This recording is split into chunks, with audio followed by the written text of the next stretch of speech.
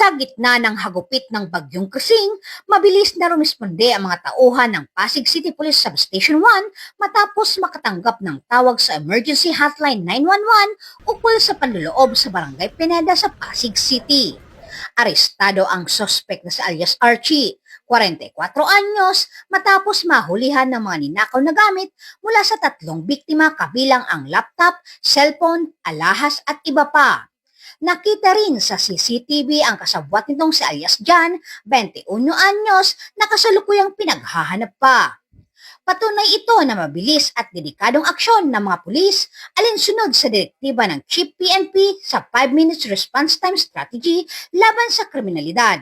Isasampa naman ang kasong theft laban sa suspect sa Pasig City Prosecutor's Office. Mula dito sa Metro Manila, ako po ang inyong PNN correspondent, Patrolwoman Ivy Corporal, alagad ng batas, tagataguyod ng Balitang Pulis.